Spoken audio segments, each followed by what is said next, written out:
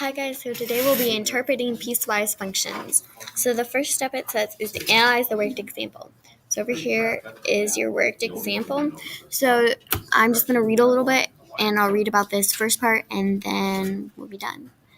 So a piecewise function includes different functions that represent different parts of the domain. The functions can be linear, quadratic, cubic, or any polynomial function. The graphs can be continuous with no breaks or non-continuous depending on the functions and the given constraints. Consider the graph of the piecewise function shown. Determine the domain for f of x equals x minus 2 in parentheses squared minus 3. So that is the vertex form.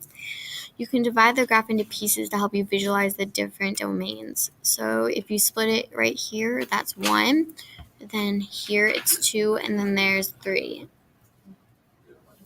The first piece of the graph function is decreasing linear function that has no values greater than x equals 0. The second piece of the graph function is part of a parabola with x values between 0 and 2. The third piece of the graph function is a constant and has no values less than x equals 2. The graph of the function f of x equals x minus 2 in parentheses squared minus 3 is a parabola that opens upward with its vertex at 2, negative 3. This matches the second piece of the graph function. Because the graph is continuous, it is unknown which domain the values of x at 0 and 2 are included with. At least one domain must include the values for the graph to be continuous, so the possible domains for f of x equals x minus 2 squared minus 3 are 0, and then it has this whole big equation. So then consider the graph of the piecewise function shown. Select the piece of the graph function that represents f of x equals x plus 3 squared minus 4. So then you look at all these different things. So if I were to split it right here, and right here, what's happening? So the correct answer is the loop going down because it's the only one that goes down and then goes back up. These are all going up. So, and we know that it has to subtract at some point. So use the graph to answer each question. If the domain of f of x equals x plus 1 squared is negative 1 is less than x, and x is less than or equal to 1. The domain of f of x equals x plus 3 in parentheses squared minus 4 must be x is less than negative 1, x is less than or equal to negative 1, or x is greater than or equal to negative 1. So when we look up here,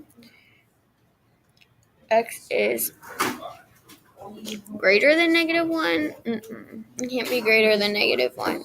So that means we know that one of the equations that has the greater than sign, x is greater than 1, is negative 1, is incorrect. But then does this include itself or does it not?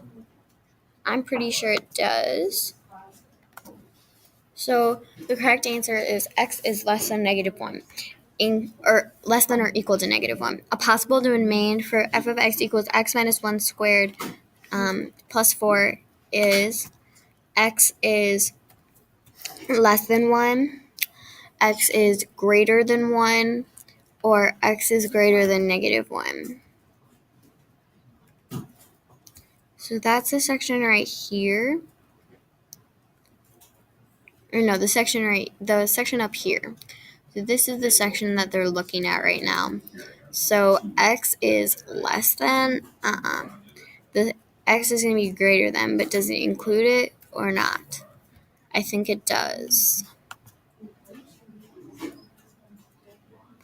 But then again, it has the negative 1, so maybe it's this one. So you just kind of have to play the guessing game, and I guess, yeah. The correct answer is x is greater than 1 because it does not include 1 in this function. And then hopefully this will help you get a good idea of what you need to do for MATHia. And I hope this helps you in interpreting piecewise functions.